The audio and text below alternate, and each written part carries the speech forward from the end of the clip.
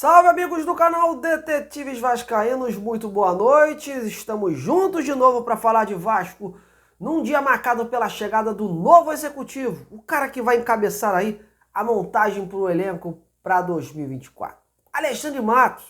Aqui você vai ficar sabendo dos primeiros passos do novo executivo, da sua primeira missão à frente do clube. Vamos repercutir aí a situação do Ramon Dias, que está atrelado ao novo diretor e, claro, começar a passar a limpo as famosas especulações de mercado. Só hoje eu li por aí de 6 a 8 nomes cogitados para o clube. E olha que mal o novo executivo sentou na cadeira, viu? Vou te situar o que apurei, te trazer a realidade dos fatos. Então, vem comigo nessa e me acompanhe até o final. Mas antes, aquele like no trabalho do amigo, seu compartilhamento, sua inscrição e tudo que você possa ajudar para a gente crescer na plataforma. Bom, vamos direto ao assunto, porque aqui não tem blá blá blá, é informação como prioridade. E hoje pela manhã chegou ao Rio Alexandre Matos, o novo executivo que vai comandar a pasta relacionada ao futebol e mexer nas estruturas para que o Vasco possa dentro de campo, então, recuperar o protagonismo. Matos chegou cedo no Galeão, onde foi recepcionado por alguns torcedores, líderes de torcida e amigos da imprensa, sempre batendo na tecla de que o gigantismo do Vasco mexeu com ele.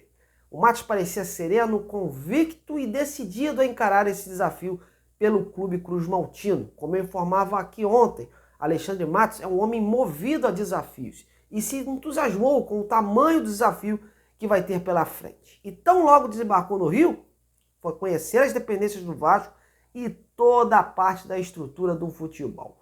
Ao lado do CEO Lúcio Barbosa, iniciou conhecendo os escritórios do Vasco SAF na Barra da Tijuca.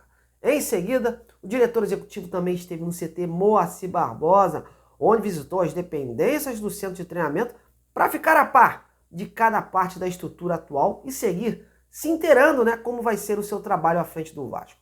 Matos ficou satisfeito com o que viu e vai em breve passar mais detalhes aí de sua impressão à SAF, até para que o CT receba melhorias futuras, algo já cantado em verso e prosa pelo Ramon Dias. Então vamos ouvir as primeiras palavras do novo diretor executivo, que falou à Vasco TV hoje sobre as suas impressões do que viu até agora, visitando o escritório e o CT, além, claro, de projetar o desafio que terá pela frente. Ouça aí. Com muita humildade, muito trabalho, juntamente com outras pessoas preparadas que eu conheci, que eu estou conhecendo e que eu conheci aqui dentro. Acho que o Vasco me surpreendeu positivamente em muita coisa, na sua ideia de planejamento, já com as suas ideias de melhorar a estrutura, a própria estrutura que hoje está aqui também já me deu uma alegria em perceber que tem muito daquilo que a gente entende ser o correto para que as coisas caminhem bem e, sem dúvida alguma, um desafio do tamanho do Vasco, gigantesco, então é um desafio gigantesco, mas como profissional que sou, que adoro esses desafios, estou encarando com muito orgulho e honra. Essas são as duas palavras que eu posso te dizer. Aliás, em falar no Ramon, que eu acabei de mencionar, a primeira missão do novo executivo é assegurar a permanência do treinador e do restante da sua comissão técnica no Vasco. Os contatos já estavam sendo feitos, em breve o martelo final deve ser batido. E a novidade do dia, e já confirmada, é a possibilidade do Ramon estender o seu vínculo com o Vasco até 2025. A informação foi dada inicialmente pelo colega argentino, o César Luiz Melo, e para isso já estão sendo discutidos aí nos bastidores um reajuste salarial para que seja então feita a ampliação do seu contrato e da comissão técnica, o Ramon que está bem adaptado ao Vasco. Lembrando que o contrato atual iria até o final de 2024, mas na última coletiva o Ramon não quis cravar a sua permanência, até porque queria saber qual seria o projeto do Vasco para 2024, já que na visão dele o time precisava de peças de maior qualidade. E ao que parece, o Ramon deve permanecer, tem tudo para isso.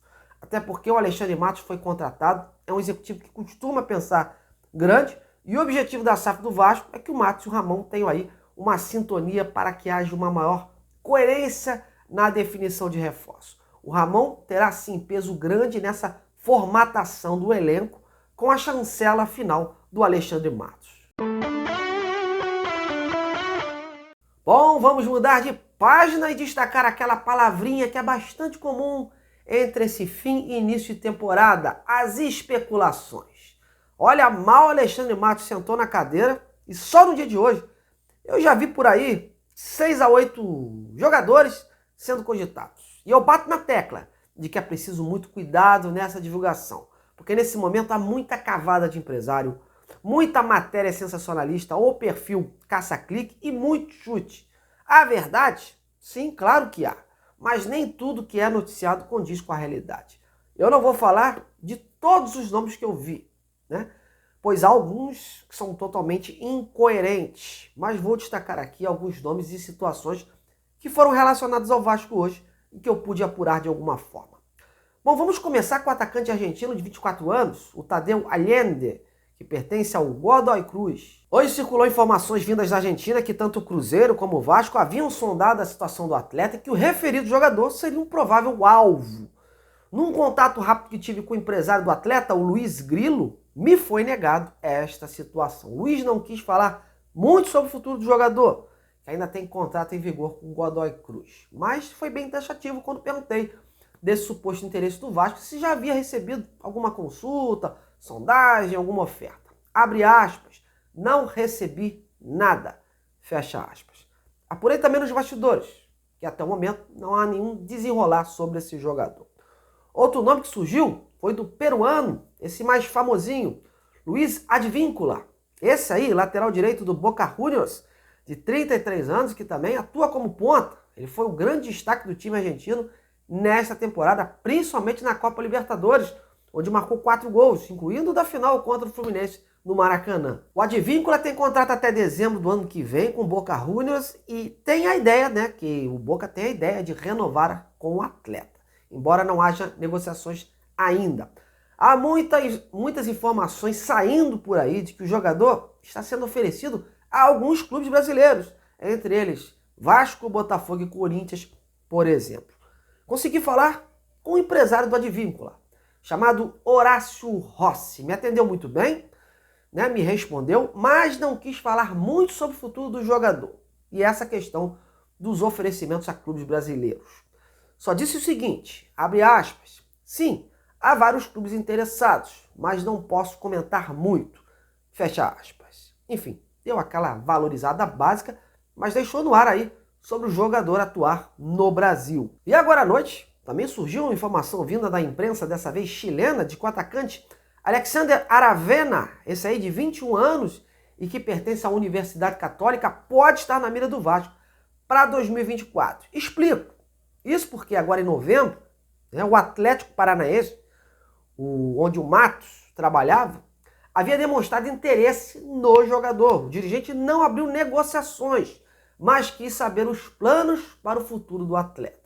Como foi para o Vasco, a imprensa chilena começa a especular, a deduzir que pode ser um nome que vai entrar na mira do Clube Cruz Maltino e que o nome poderia ser, inclusive, ser sugerido ao Ramon Dias e a sua equipe, que iriam analisar. Enfim, muitas conjunturas, justamente pelo fato do Atlético Paranaense, onde o Matos trabalhava, ter procurado o jogador.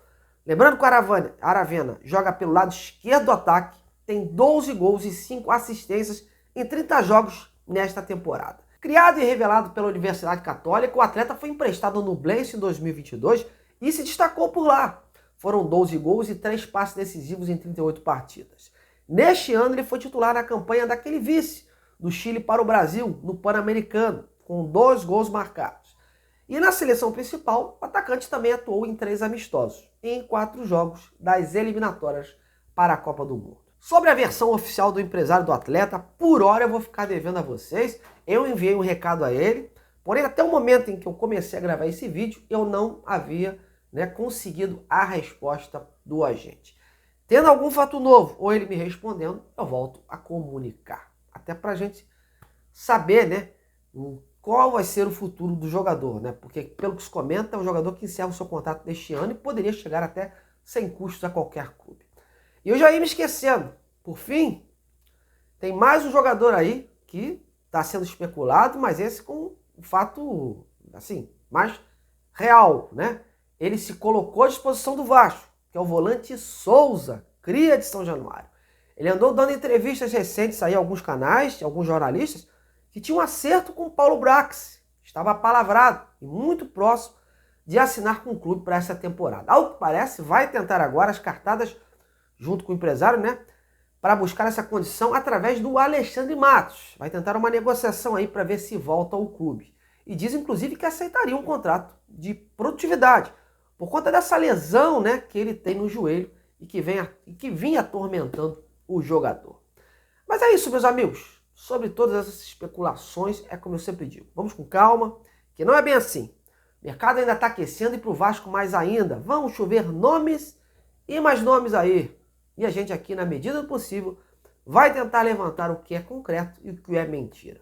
Mas essas são as apurações e agora eu gostaria de ouvir a sua opinião. O que você achou dessas primeiras especulações de mercado sobre o Vasco? E o Souza, você aceitaria ele de volta com um contrato de produtividade? Então, comente aí. Bom, tô indo nessa. Amanhã eu tô de volta pra gente falar mais do Vascão. Grande abraço, até lá!